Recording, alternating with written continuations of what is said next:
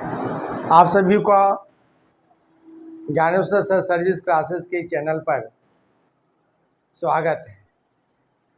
मैं पिछले 2 दिनों से प्रधान शिक्षक भर्ती प्रतियोगिता परीक्षा जो आने वाले दिनों में होने हैं उनके संदर्भ में बहुत इम्पोर्टेंट प्रश्न और चैप्टर वाइज प्रश्न दे रहे हैं और आज उसी के कड़ी में रीजनिंग के तहत कुछ प्रश्नों को चैप्टर वाइज, जैसे पिछले क्लास में हमने डायरेक्शनल रीजनिंग पे क्वेश्चन लिया था और आज ब्लड रिलेशन से जुड़ा हुआ और क्लॉक से संदर्भ में कुछ क्वेश्चन सेट करेंगे।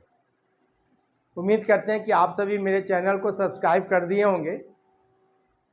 यदि नहीं किया है तो आपसे निवेदन है कि मेरे चैनल को सब्सक्राइब करें, लाइक करें और शेयर करें। पिछले क्लास के तहत एक डायरेक्शन में जो हमने पढ़ा है उसके तहत एक क्वेश्चन लेते हैं, फिर आगे नए चैप्टर में चलेंगे। तो डायरेक्शन से संबंधित एक क्वेश्चन,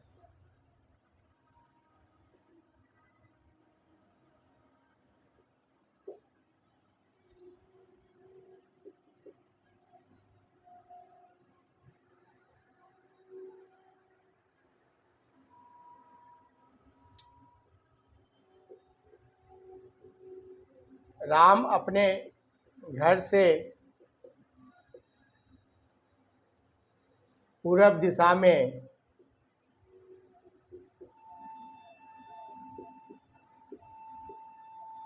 8 किलोमीटर दूरी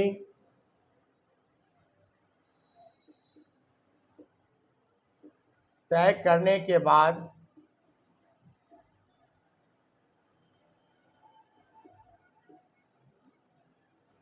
लेफ्ट मुड़ता है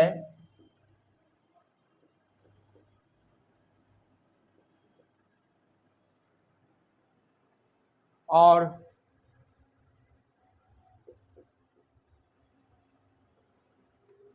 10 किलोमीटर दूरी तय करता है।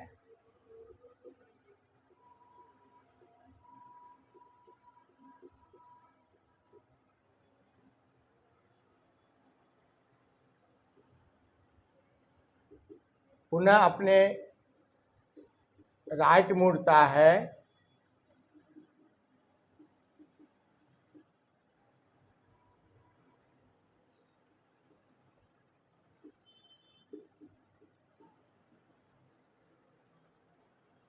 और 3 किलोमीटर दूरी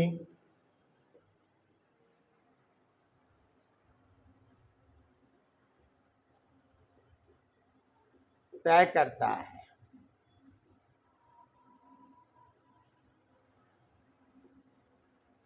अंत में अपने राइट मुड़ते हुए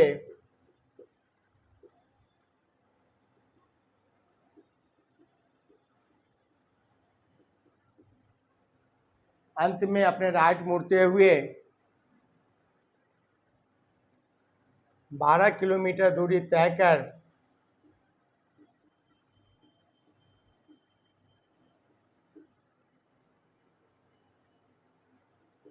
रहीम के घर पहुंचता है।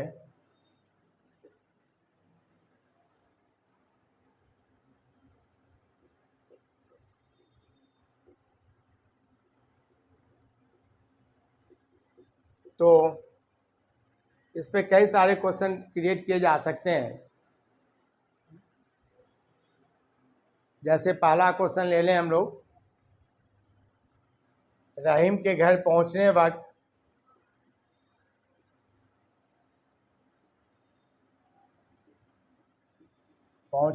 या पहुंचने समय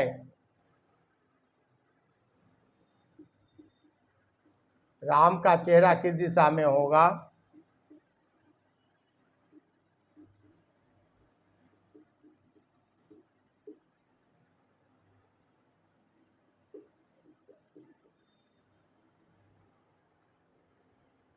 चलिए इसी पे क्वेश्चन नंबर 2,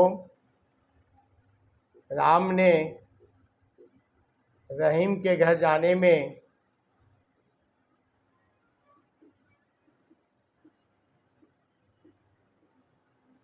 कितनी दूरी तय की।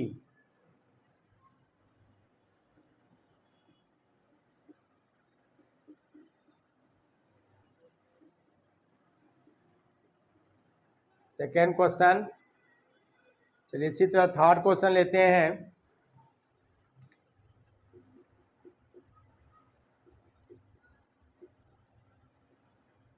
राम के घर से रहीम के घर की दूरी कितनी है।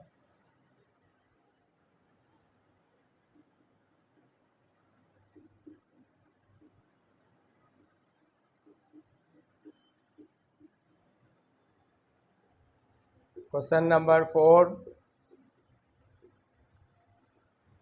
राम के घर से रहीम का घर किस दिशा में है।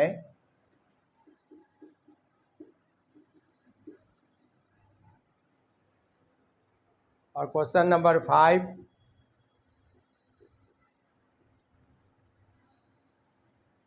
राम का घर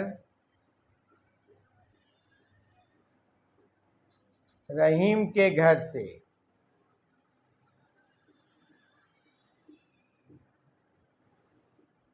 किस दिशा में है।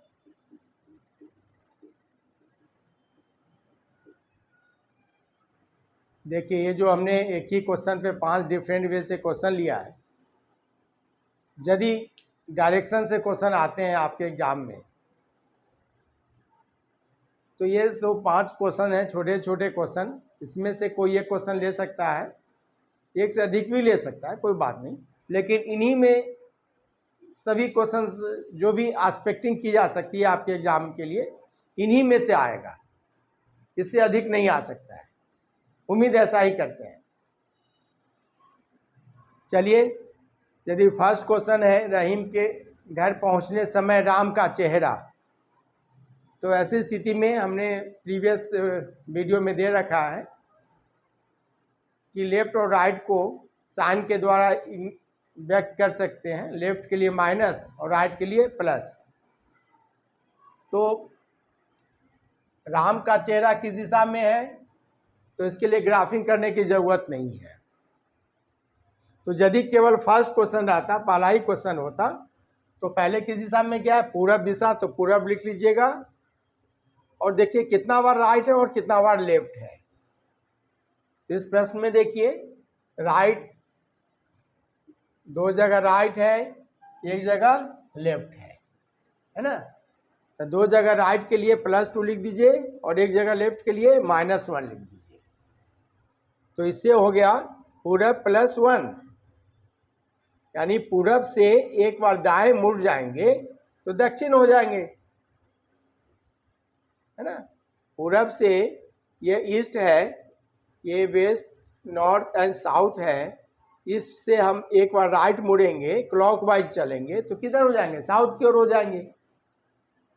तो यदि इस प्रकार के क्वेश्चन आए तो ग्राफिंग करने की ज़रूरत नहीं है, समय बर्बाद करने की ज़रूरत नहीं है उसमें। चलिए उसी प्रकार सेकेंड क्वेश्चन की बात करें। रहीम के घर जाने में कितनी दूरी तय की।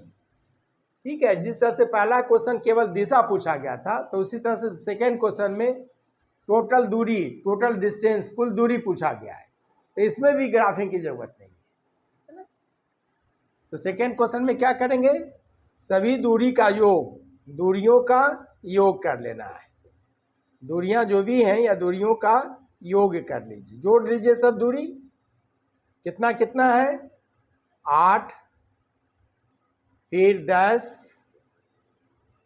फिर 3 और लास्ट में 12। तो सब जोड़ लिए, 8 10 18, 3 21 और 12 मिल 33 किलोमीटर हो गया सेकेंड का आंसर।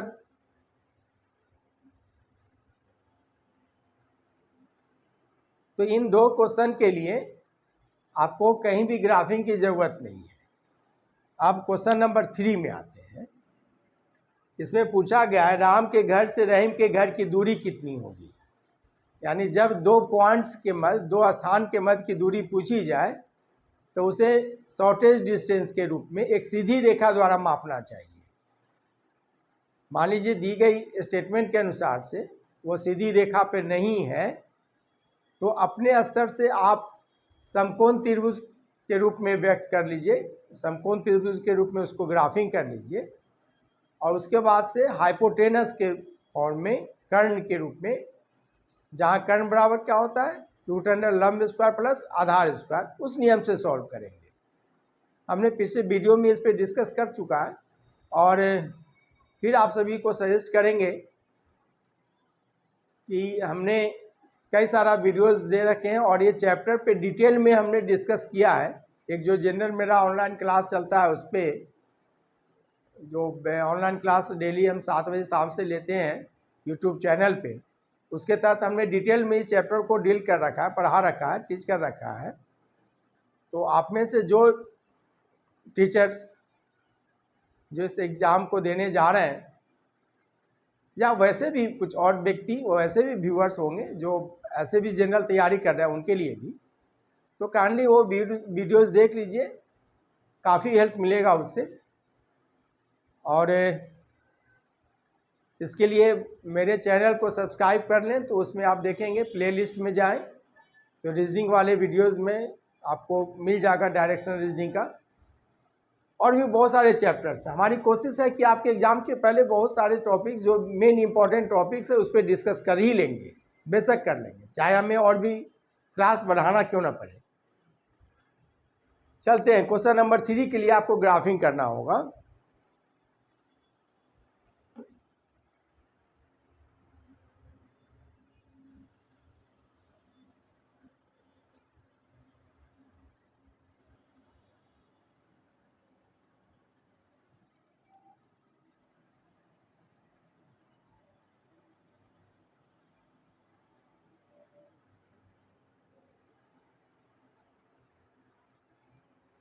देखिए, पूछा गया है राम के घर से रहीम के घर, इसलिए ग्राफिंग करना है, अदरवाइज जो पहला नंबर क्वेश्चन दूसरा नंबर में कहाँ ग्राफिंग किए। तो चलते हैं, स्टेटमेंट के अनुसार से ग्राफिंग करते हैं। राम अपने घर से पूरब दिशा में, तो पूरब दिशा ऐसे चले, चलिए इसका 3 नंबर का सोल्यूशन करते हैं। पूरब दिशा में 8 किलोमीटर दूरी, मान लीजिए 8 किलोमीटर दूरी, राम का घर यहाँ पे मान लिए, है ना, 8 किलोमीटर दूरी चला। लेफ्ट मुड़ता है, लेफ्ट यानी इधर मुड़ना है, और 10 किलोमीटर दूरी, देखिए 8 की अपेक्षा 10 थोड़ा सा बड़ा बना लेंगे, है ना। पुनः अपने राइट मुड़ता है, देखिए लेफ्ट और राइट में कंफ्यूज, सॉरी लेफ्ट मुड़ता था ना पहले, सॉरी, तो लेफ्ट इधर मुड़ेगा, हम खुद कंफ्यूज हो गए, नहीं, देखिए लेफ्ट मुड़ना है, हम राइट समझ गए थे, सॉरी इसके लिए। 10 किलोमीटर लेफ्ट मुड़ के गया, अब राइट मुड़ना है, लेफ्ट यानी एंटी क्लॉक, एंटी क्लॉक चलना था। फिर हमें राइट मुड़ना है और 3 किलोमीटर, देखिए यहाँ से राइट जैसे हम जा रहे हैं ऐसे, तो मेरा राइट हैंड इधर है, लेफ्ट इधर है, तो राइट मुड़ना तो इधर 3 जाएंगे, है ना, 3 इधर गए। अंत में अपने राइट मुड़ते हुए 12 किलोमीटर, तो फिर यहाँ से राइट मुड़ेंगे 12, देखिए यहाँ तक आपने 10 का मेजरमेंट किया है, तो 10 की अपेक्षा 12, तो आप बड़ा बना लेंगे, ये 12 किलोमीटर हो गया। यहाँ पर किसका घर है, रहीम का घर है ना, देख रहे हैं ना, राम जब रहीम के घर की ओर जा रहा है तो किधर जा रहा है, दक्षिण की ओर जा रहा है, जो हमने पहला क्वेश्चन को सॉल्व किए थे। अब हमें निकालना है राम के घर से रहीम के घर की दूरी, तो देखिए आप इसको इस तरह से शॉर्टेज डिस्टेंस मेजर करना है। देखिए जो निकालना हो ना उसको डॉट डॉट करके इंडिकेट कीजिएगा, और जो दिया हुआ है उसे स्ट्रेट लाइन के द्वारा एक सीधी रेखा या लाइन पार के कर लें। तो देखिए राम के घर से रहीम का घर, ये थोड़ा सा तिरछा हो गया ना, तो इसको मेजर करना पड़ेगा। कैसे करेंगे, इसके लिए एक समकोण त्रिभुज का फॉर्म तैयार करेंगे। तो चलते हैं, इसको ऐसा करें, इसको मिला देते हैं यहाँ पर, है ना, तो 3 के लेवल में यहाँ आ जाएगा। तो चलिए इसको हम यहाँ से यहाँ मैच कर लेते हैं, एक मैप बना दिया ऐसे, तो यहाँ पे 90 डिग्री कोण हो गया, उसके सामने की ये भुजा क्या हो गई, कर्ण हो गई। अब ये जो दूरी है 3 के बराबर है, और पहले से क्या था 8 और तब यहाँ तक कितना हो गया, 8 3 11 के बराबर। और ये जो 12 है उसमें से आप 10 यहाँ पे इसके सामने कर लिए तो इधर क्या बच गया, 2 बच गया। 10 2 12 हो गया ना, तो 10 इसके सामने सामने हो गया, तो 2 एक्स्ट्रा इधर आ गया। तो यहाँ से इस जगह से यहाँ की दूरी हो गई 2, और यहाँ से राम के घर से इस पॉइंट की दूरी हो गई 8 और 3 11। एक समकोण त्रिभुज के रूप में फॉर्म कर गया, यानी 90 डिग्री यहाँ कोण बन गया, तो समकोण त्रिभुज बन गया। तो अब ये दूरी कितनी हो गई, इसलिए 3 नंबर क्वेश्चन जो है यहाँ पे h के रूप में या राम के रहम से दूरी निकालना है, तो दूरी बराबर यहाँ हो गया 8 और 3 11, 11 का स्क्वायर प्लस 2 का स्क्वायर, 11 का स्क्वायर 121 हो गया और 2 का स्क्वायर 4 हो गया, रूट अंडर 125 किलोमीटर। चलिए रूट अंडर 125 को यदि 25 गुने 5 के रूप में व्यक्त करते हैं तो 5 का स्क्वायर इंटू 5, तो ये स्क्वायर में से एक अलग कर लीजिए, तो 5√5 किलोमीटर दूरी निकल गई। चलिए 4th क्वेश्चन आते हैं।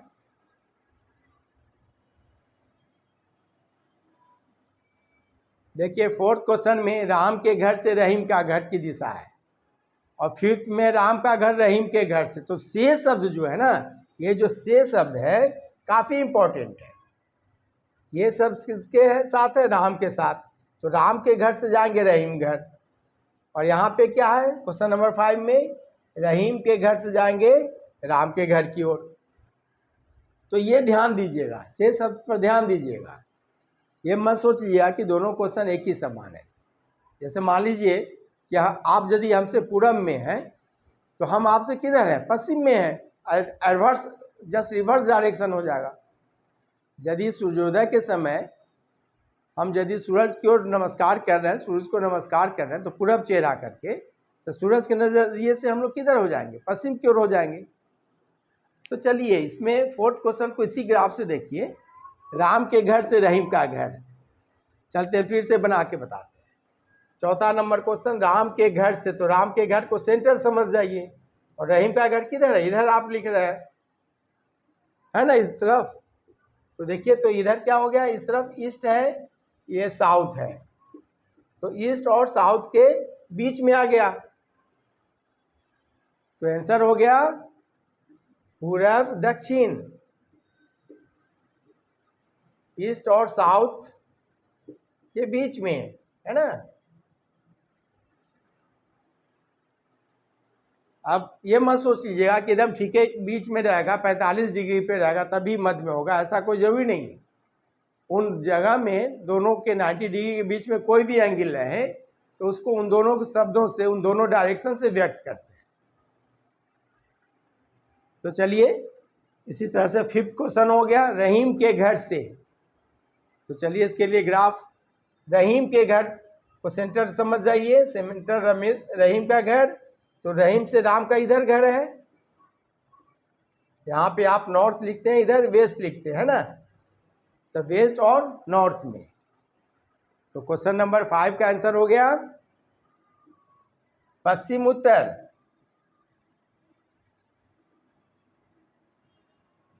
West north.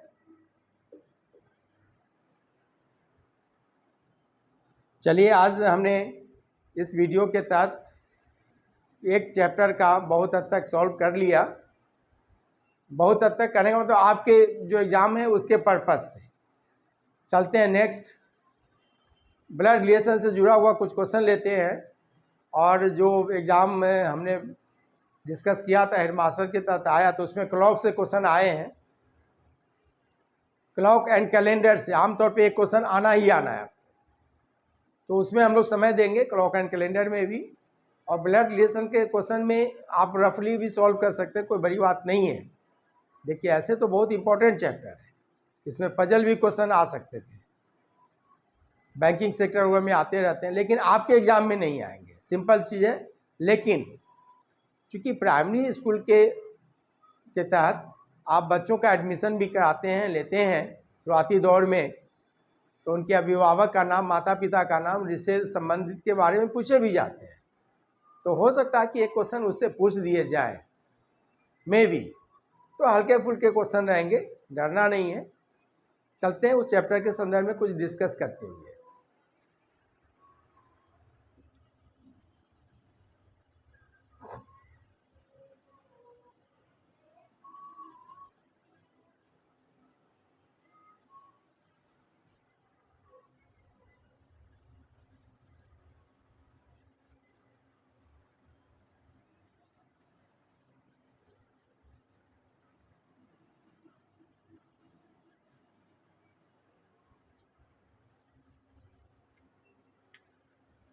Blood relations.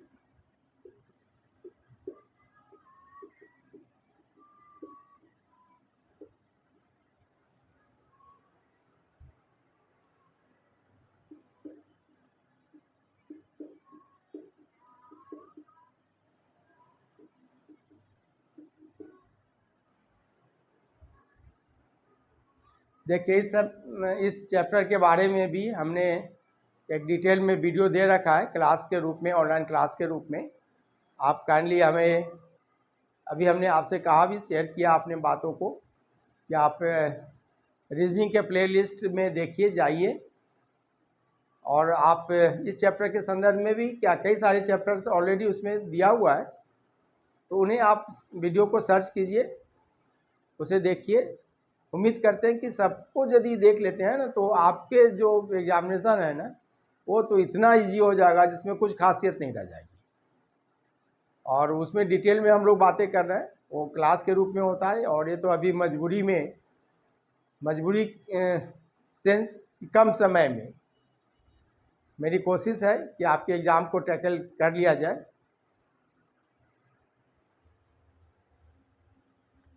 देखिए इसमें वेरी सिंपल वे से आप बना सकते हैं, सिंपल फॉर्म के क्वेश्चन जो आते हैं। देखिए ऐसे कहने को तो दो तरीका आप रख लीजिए, विदाउट ग्राफिंग भी कर सकते हैं और विथ ग्राफिंग भी कर सकते हैं। तो इसे दो वे से, विथ ग्राफिंग या विदाउट ग्राफिंग। तो चलते हैं पहले विदाउट ग्राफिंग पे हम लोग डिस्कस करेंगे, और कुछ थोड़ा सा पजल दे दे तो विथ ग्राफिंग पे कर लेंगे। लेकिन हमें जहाँ तक है अपना विश्वास है कि विदाउट ग्राफिंग से हो जाएगा। देखिए सिंपल चीज़ ये बातें हैं, ये जो हम लोग ले रहे हैं, क्लास ले रहे हैं, आप सभी ऑलरेडी मैच्योर्ड हैं, इतने वर्षों से क्लास ले रहे हैं, पढ़ा रहे हैं, तो उनमें बस थोड़ा सा गाइड करने की ज़रूरत है। लेकिन जनरल कंपटीशन के लिए जो क्लासेज होते हैं ना, वो तो कभी कोई जॉब में नहीं भी होते हैं, वो कई सारे स्टूडेंट्स तो मैच्योर्ड भी नहीं होते हैं, सच्चाई तो यही है। तो उनके लिए क्लास लेना और आपके लिए क्लास लेना में बहुत फ़र्क है। आप तो खुद एक मैच्योर्ड हैं, बस आपको थोड़ा सा पुश करना है, थोड़ा सा गाइड कर लेना है। तो चलते हैं ब्लड रिलेशन के चैप्टर में। जो भी प्रश्न दिया हुआ है उसको अपने ऊपर मान लीजिए, अपने स्तर से समझ लीजिए कि हम ही राकेश हैं, हम ही श्याम हैं, हम ही ये हैं, और दिए गए रिलेशन को अपने पारिवारिक रिश्ते में, पारिवारिक संबंध में, अपने फैमिली के तहत उसको व्यक्त कर लीजिए। तो वैसी स्थिति में बड़ी इजी हो जाएगा सॉल्व करना। आप जो उसमें जो दिया हुआ नाम ABC, राम श्याम वगैरह दिया हुआ है ना, उसको अपने मान लीजिए, अपना जैसा मान लीजिए, अपने ही नाम मान लीजिए, तब तो बहुत इजी हो जाएगा। तो चलते हैं, इसमें 3 मेजर पॉइंट्स हैं, बहुत इंपॉर्टेंट पॉइंट्स हैं। तो फर्स्ट पॉइंट लिखते हैं विदाउट ग्राफिंग पे, पहले अपने पारिवारिक रूप में व्यक्त कर लें। पहला पॉइंट है अपने पारिवारिक रूप में व्यक्त कर लें, अपने पारिवारिक रूप में व्यक्त करें।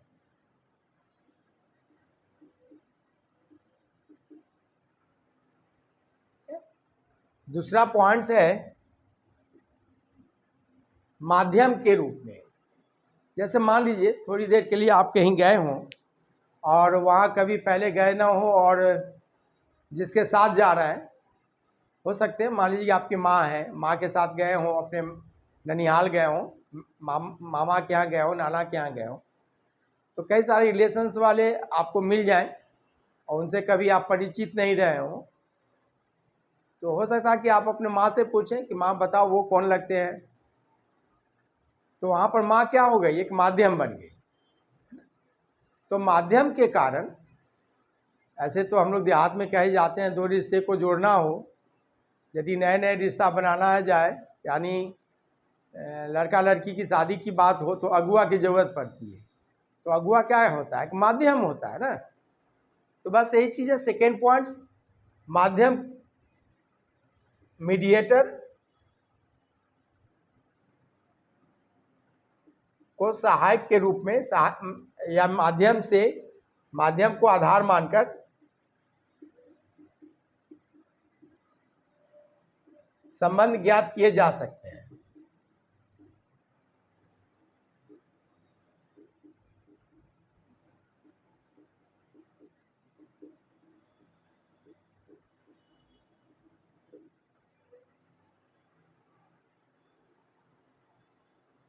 और थर्ड पॉइंट्स बहुत इंपॉर्टेंट है, इसी में आमतौर पे गलती करते हैं, और आज के ज़माना में तो और बड़ी गलती होने लगी है। नाम और उपनाम, जिसको टाइटल कहते हैं।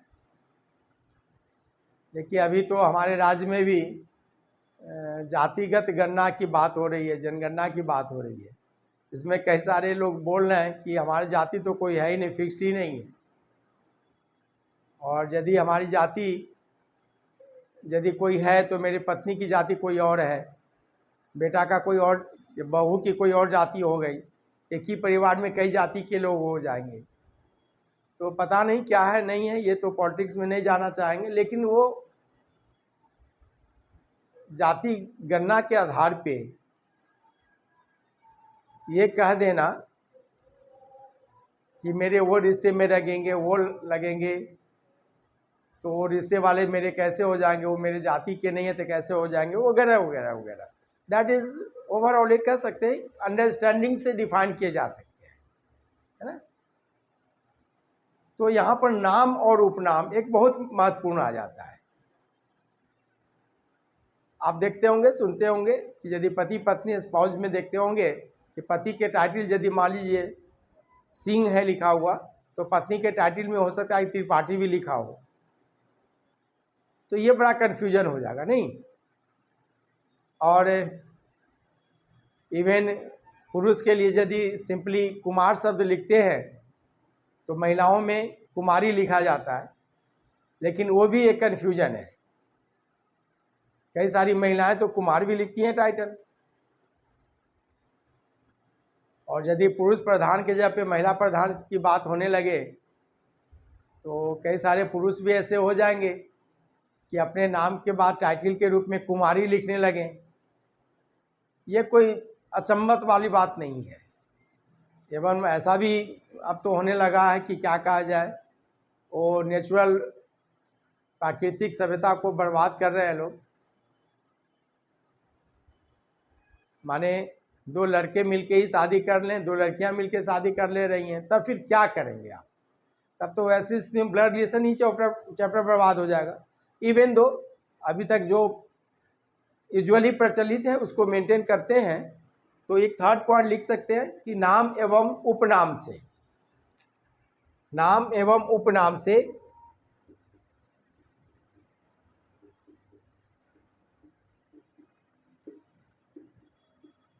किसी व्यक्ति के जेंडर को, किसी व्यक्ति के जेंडर को लिंग को स्पष्ट नहीं कर सकते।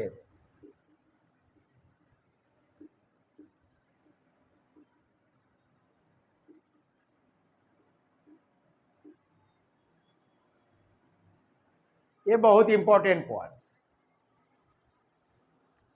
और कुछ वैसे शब्द होते हैं जो हिंदी व्याकरण के अनुसार से उन्हें यूज़ किए जाते हैं, प्रयुक्त किए जाते हैं, जैसे संतान, संतान के साथ हमेशा स्त्रीलिंग जैसा क्रिया यूज होता है, वो मेरी संतान है। तो वो संतान से डिफाइन नहीं होगा कि वो मेरी संतान है तो पुत्र है या पुत्री है या थर्ड जेंडर के है या ट्रांसजेंडर के है। देखिए ये अब समस्या नहीं बल्कि सही से निर्धारण होने लगा है कि पहले पुरुष और महिला में केवल डिफाइन किए जाते थे और अब तो जेंडर के रूप में। देखिए आप ऑलरेडी एक टीचर हैं और आपको पता होगा कि पहले जो कोई फॉर्म भराता था तो उसमें 2 ही कॉलम होता था, पुरुष और महिला का, लेकिन अब 2 कॉलम नहीं रह गया, 3 कॉलम हो गया, जिसमें ट्रांसजेंडर का भी कॉलम रहता है। तो ये सब चेंजिंग हो रही है। तो आप एग्जामिनेशन के दौरान इन सब पहलू पे भी ध्यान दीजिएगा। नाम से ये नहीं लिख दीजिएगा कि उसका नाम राम है तो चलो पुरुष में लिख देते हैं, कोई ज़रूरी नहीं है। महिलाओं का नाम भी राम हो सकता है, क्यों नहीं हो सकता, इसमें कोई रेस्ट्रिक्शन थोड़ी है। क्या राधा का नाम क्या महिलाओं का ही केवल है? बहुत सारे पुरुष तो राधा लिखते हैं और कुछ तो जनरली मेल में भी यूज होता है, फीमेल में भी होता है। तो ये सब एक लिमिट नहीं ना है, कितना ही नाम को मेल में भी करो और फीमेल में भी करो।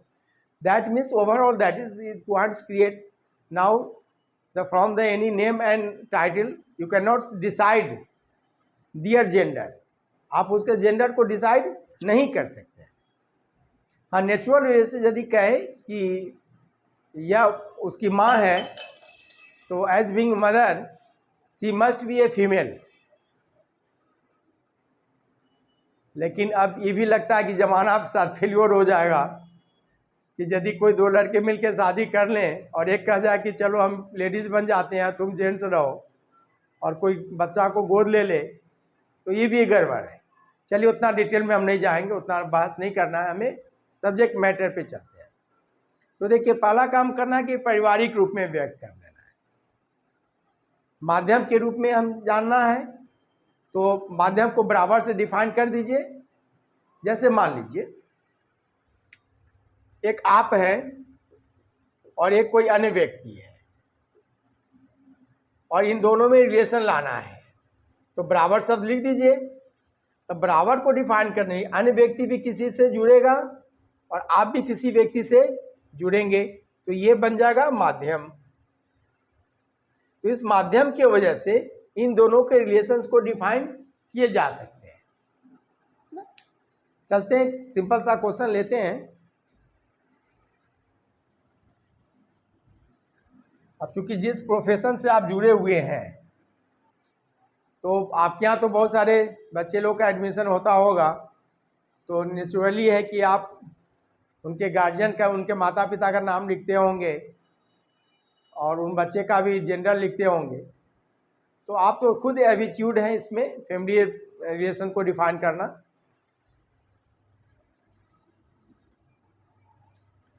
चलिए एक छोटा सा क्वेश्चन लेते हैं।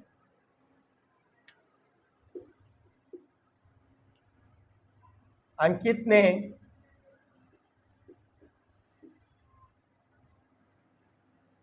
विनय से कहा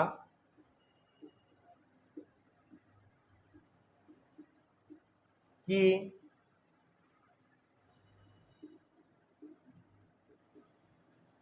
तुम्हारे पिता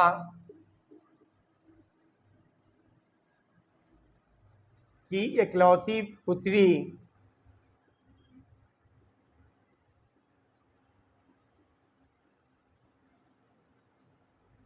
जो तुम नहीं हो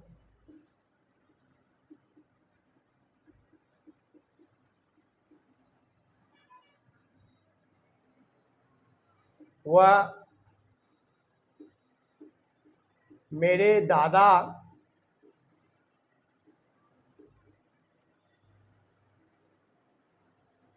की इकलौती बहू है। अब आप सोचते हो कि इकलौती शब्द काफ़ी लिख रहे हैं, तो इकलौती से डिफाइन हो जा रहा है और कोई बात नहीं। दादा इकलौती बहू है तो अंकित से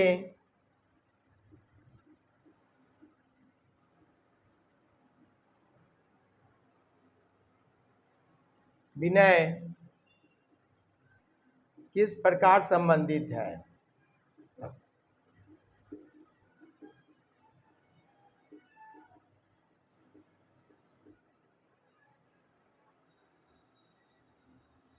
देखिए, इसमें रफ करने की भी ज़रूरत नहीं है ना। चलते हैं फिर भी बताते हुए, हम इस ग्राफ को लेके ही चलते हैं। तो एक तरफ अंकित लिख देते हैं और दूसरी तरफ विनय लिख देते हैं, बराबर साइन दे दिए, विनय लिख दिए। अंकित ने विनय से कहा कि तुम्हारे पिता की, यानी विनय के पिता की इकलौती पुत्री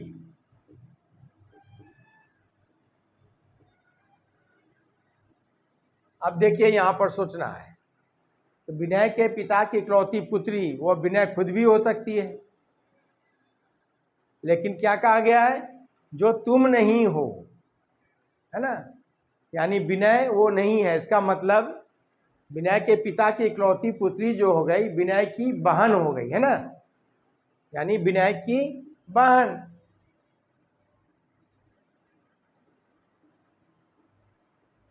देखिए, यदि यहाँ इकलौती पुत्री शब्द नहीं होता, सॉरी, जो तुम नहीं हो नहीं होता, तो हो सकता था कि विनय ही वो उनकी इकलौती पुत्री हो, वो स्वयं की हो जाए। तो यही आपको देखना है, केयर करना है।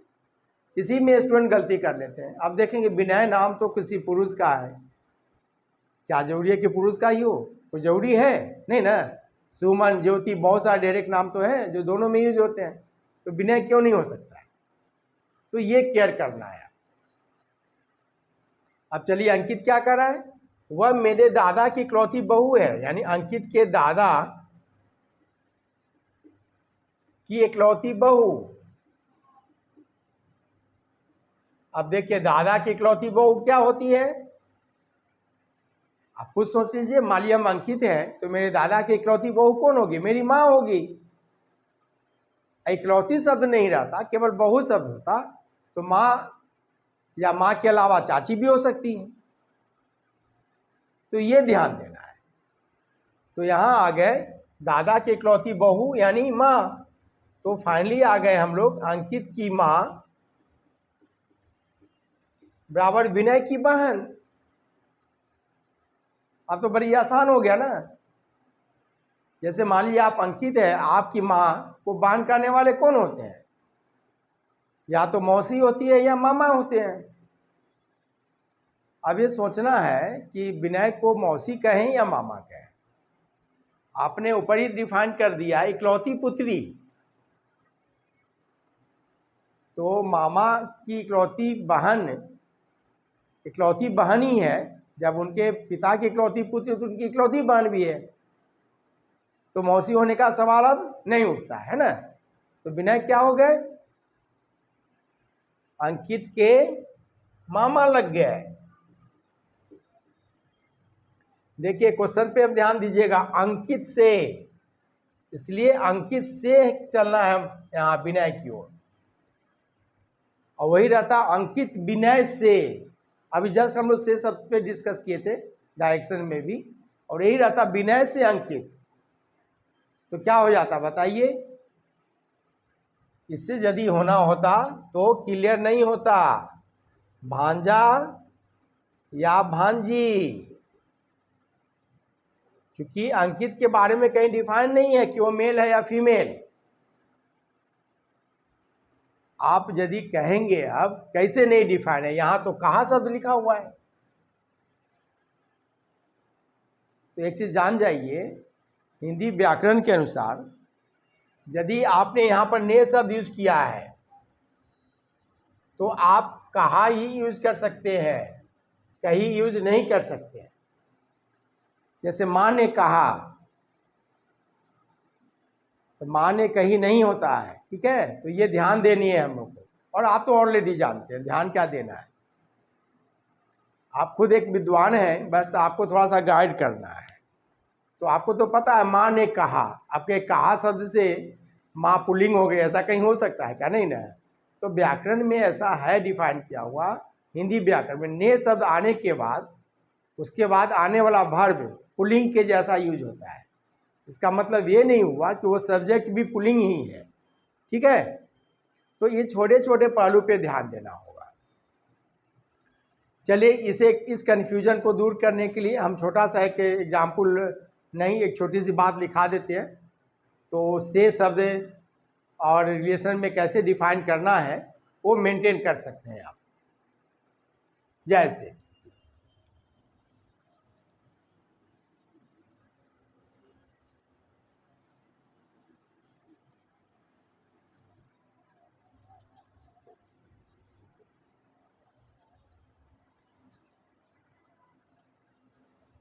देखिए, कहना शायद उचित नहीं होगा, ऐसे तो देखा गया है कि हमारे इस स्टेट में अधिकतर एग्ज़ाम के तहत कई सारे लोग कोर्ट का सहारा ले लेते हैं, केस कर देते हैं वगैरह। चूँकि गलती कुछ रिक्रूटमेंट बॉडी की भी होती है, वो क्वेश्चन सेट करने में गलती भी कर देते हैं, वो सही से केयर नहीं करते हैं बातों पे, तो उन्हें फॉलो करना चाहिए, अदरवाइज क्यों होगा केस। जैसे हम एक छोटी सी बातें कर रहे हैं, उसी में आप देखिएगा तो क्यों कंफ्यूज होते हैं कभी कभी क्वेश्चन सेट करने वाले भी। देखिए, हम उनसे ऊपर है नहीं, लेकिन फिर भी हम कर रहे हैं, मेरा अपना एक्सपीरियंस है, तो इस आधार पे हम आपसे डिस्कस कर रहे हैं। अदरवाइज क्यों केस होता है, कोई भी क्वेश्चन सेट हो रहा है, कोई एग्जामिनेशन का क्वेश्चन आता है तो बहुत सारे क्लेम होने लगते हैं कि नहीं इनका आंसर गलत है, ऐसा होता है, किताब में ऐसा है। तो यदि वो सही सेट करेंगे तो नहीं होगा ऐसा, तो उसके पीछे रीज़न छोटा सा है। जैसे हम ले रहे हैं आपको, आप इन बातों से समझ सकते हैं। जैसे रामायण के आधार पर, रामायण महाकाव्य जो है, महाकाव्य के आधार पर के तहत हम 4 छोटा सा पॉइंट्स बोल रहे हैं। राम से दशरथ का क्या संबंध था?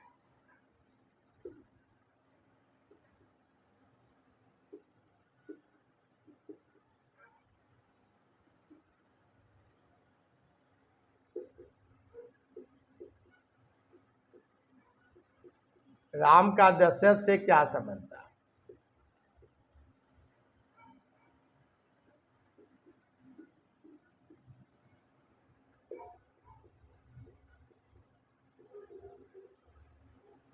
राम एवं दशरथ में क्या संबंध था? और फोर्थ, दशरथ एवं राम में क्या संबंध था?